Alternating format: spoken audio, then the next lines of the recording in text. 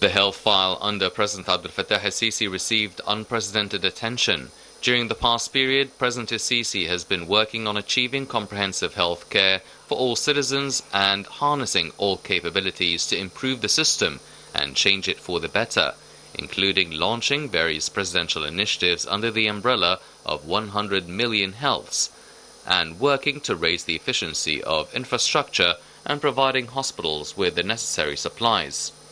There are a number of presidential initiatives that have been launched, including improving public health, examining and treating chronic diseases, ending waiting lists, treating autism spectrum, supporting the health of Egyptian women, elimination of hepatitis C for school students, early detection and treatment of liver cancer, hearing loss in newborns, premarital examination, healthcare for the elderly, and early detection for genetic diseases. In light of the political leadership's keen interest on promoting the citizens' health, President el-Sisi gave directives to the government to continue current efforts to improve the accessibility to and quality of healthcare services delivered to the citizens. He also has instructed the Tahya Misr Long Live Egypt Fund to allocate £1 billion to support the presidential initiative to end waiting lists for critical cases. On a larger scale, President el-Sisi said that Egypt cooperates with the World Health Organization in eradicating the hepatitis C virus in Egypt within the framework of the 100 Million Healths Initiative, which the WHO considered an unprecedented initiative in its huge scope, quality and speed of implementation, and the services of the pioneering initiative extended to include many African and Asian countries in light of Egypt's role and responsibility towards the international community. This came as the Ministry of Health and Population announced the provision of presidential initiatives for public health services to 11.5 million beneficiaries under the slogan 100 Million Healths during the first quarter of 2023. The official spokesman for the Ministry of Health and Population, Dr. Hussam Abdul Ghaffar, stated that the rate of performance of health initiatives in the first quarter of this year increased by 53% compared to the first quarter of 2022.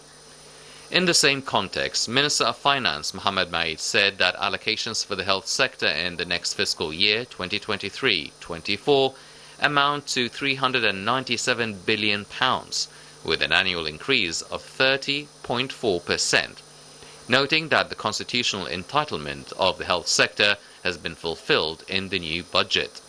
Maid asserted the government's utmost keenness on expanding medical initiatives that are adopted by the Health and Population Ministry, including the presidential initiative for supporting investment in health services. Funds have been increased to provide medicines, medical supplies, and raw materials to hospitals affiliated with the Ministry of Health and Health Affairs directorates in the governorates.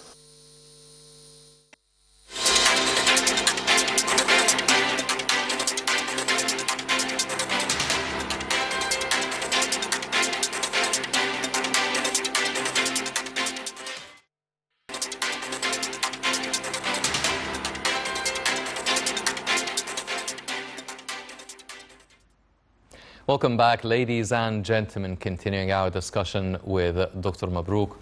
Sir, now, before we start, I mean, let's dig deep into it. The services provided by this 100 Healthy Days initiative, it is, I mean, we understand it really tries to detect early detection of tumors, chronic illnesses, and they seem to be quite important because there are high rates and percentages of chronic diseases in Egypt, also cancerous tumors and such.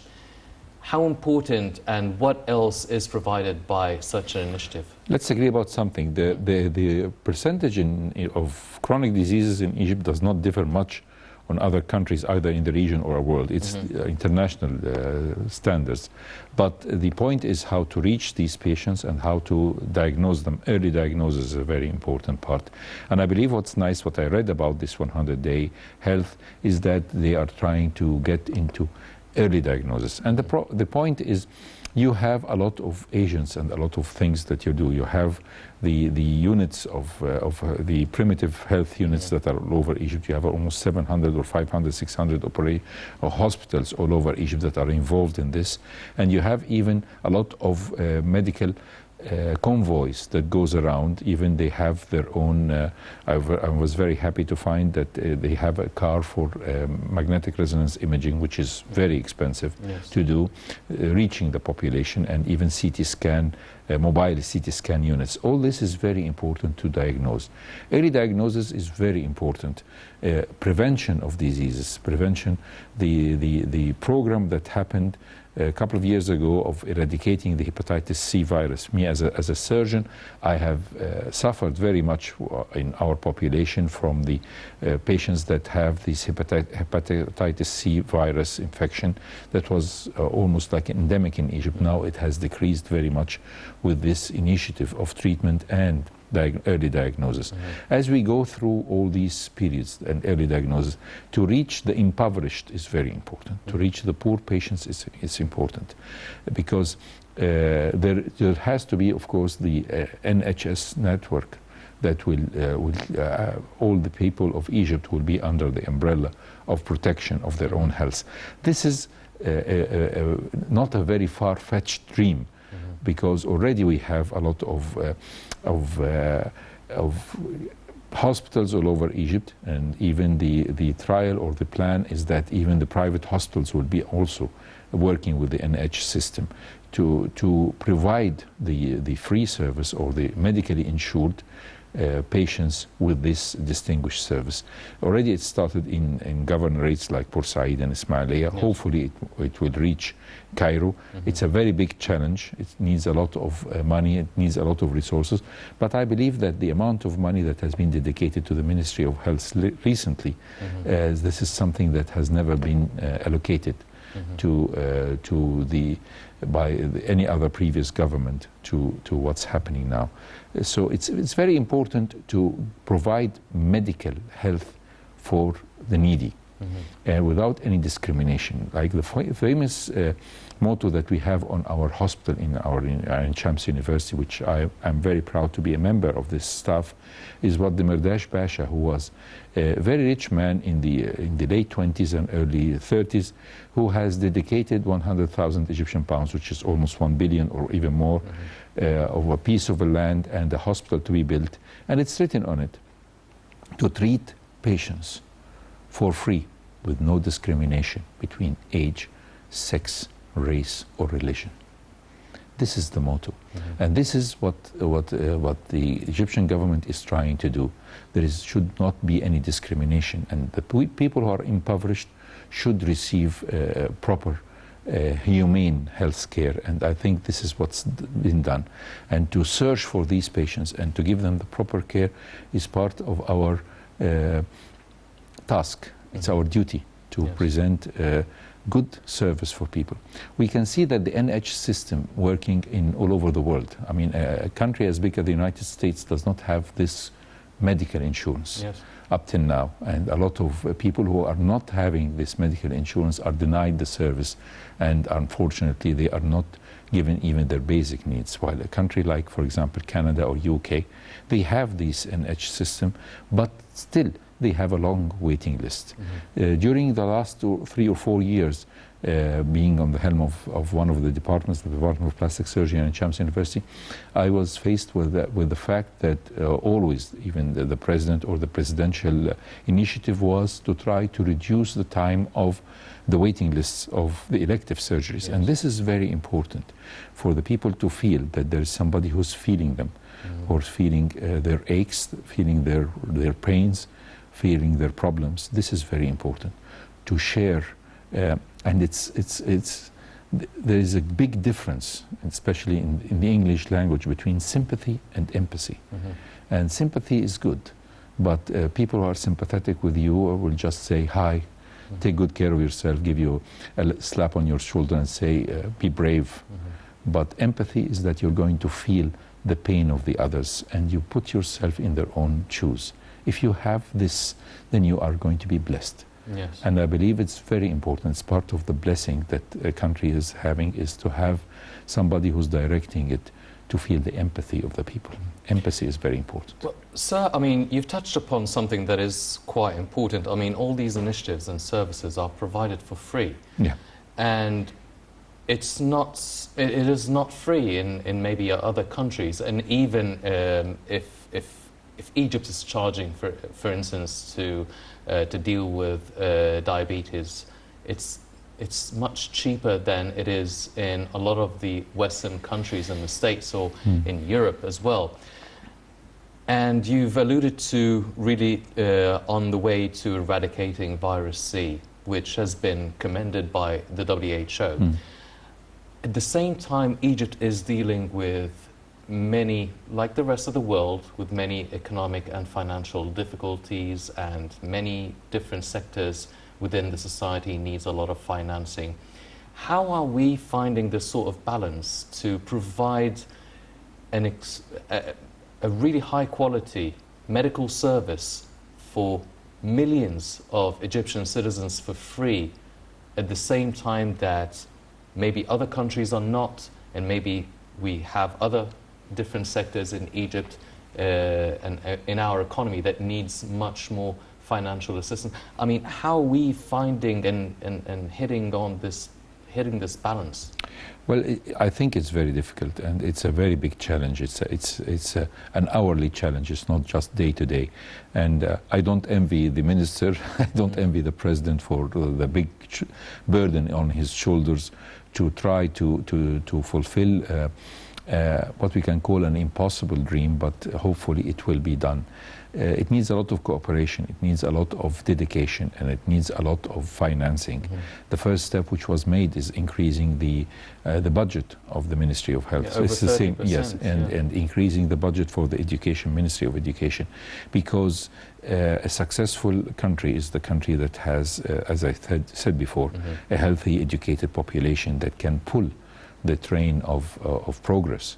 And this is tough. This is a very big burden, and it needs a lot of courage and will.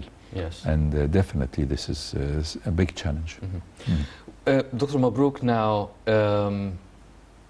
before we start delving into the finances of it, a lot of citizens are skeptical about the convoys and the different clinics that offer the 100 healthy days. They're saying, well, maybe it's not of the highest sort of quality, like when you go to a private hospital or something like that. Or some people are saying, well, maybe, I mean, you could be free of a certain illness or disease, but you might catch it going to one of those convoys, those mobile convoys. How can we reassure people that these convoys and these clinics, and the mobile ones as well, are providing the highest sort of quality service? I remember when I was quite young, when I was just a lecturer, maybe it was in the late 90s, there was a lot of initiatives of medical convoys that were made by some of our professors. We used to go on pure voluntary basis to visit distant governorates, whether this was in Aswan at that time, even we went to Dumyata, we went to other places that were lacking universities, faculties or schools of medicine at that period of time in the 90s. And I can always assure that these convoys are having a lot of members of distinguished, very highly educated specialists and consultants. I remember last year there were convoys to Halaib and Shalatin done by our university, several ones. I mean, every 2 or 3 months they were going there, providing service to the most distant places or remote areas of Egypt. And I offered my help, but they said they didn't need a lot of plastic surgeons at that place, but definitely they brought a lot of patients, and these patients were admitted to my department for needy help.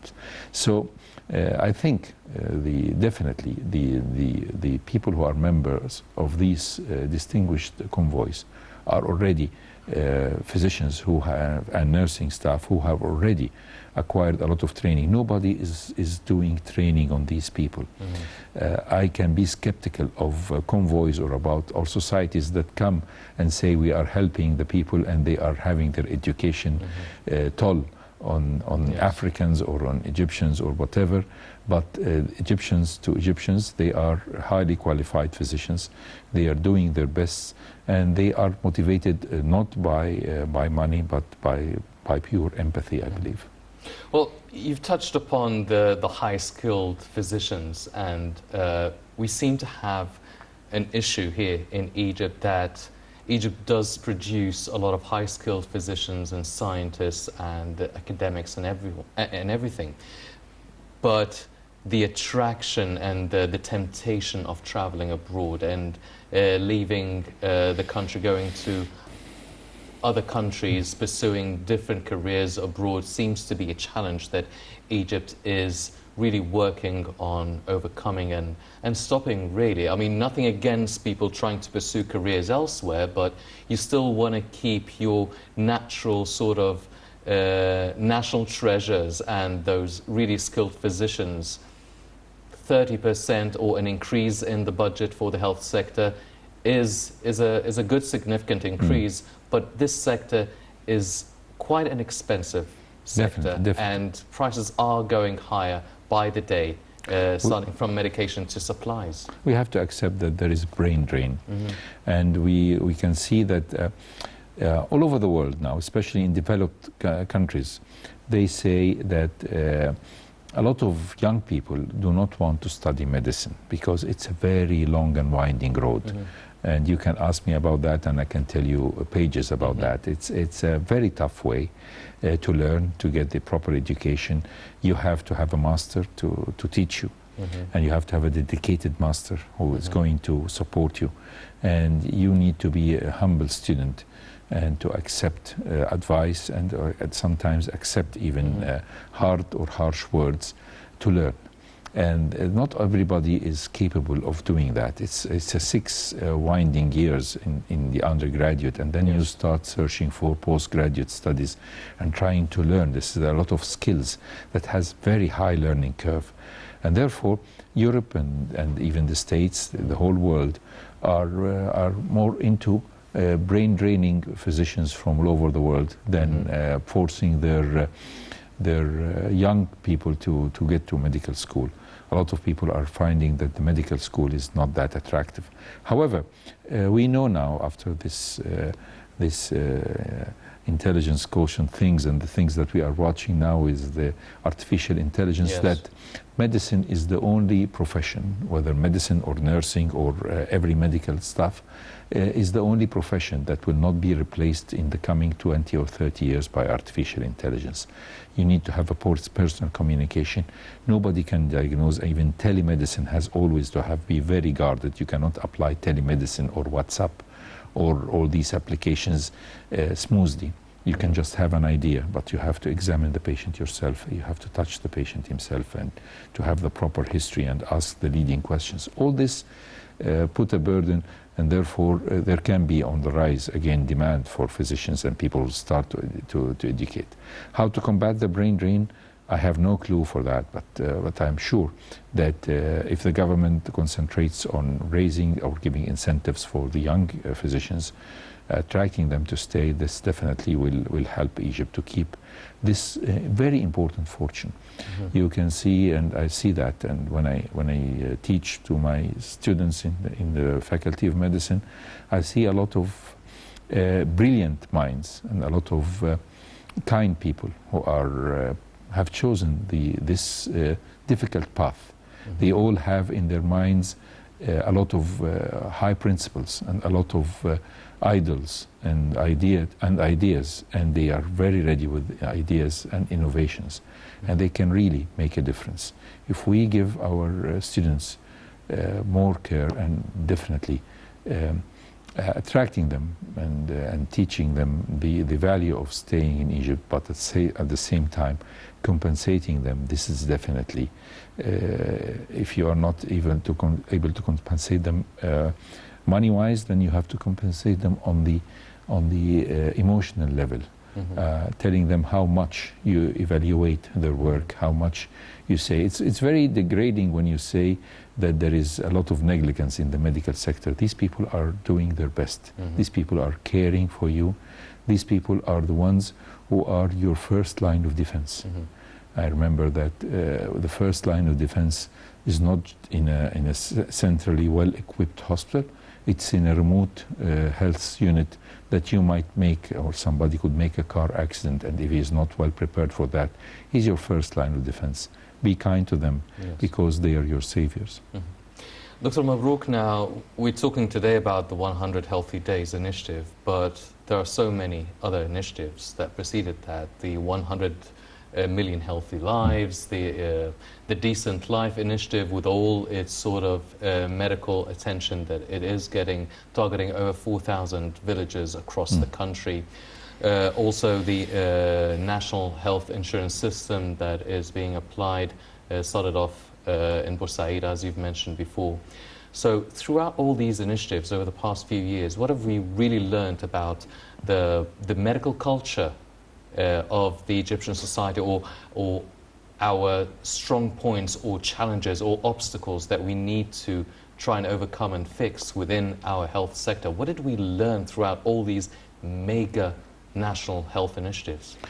We know that the road is long, it's difficult, but it needs a lot of united efforts.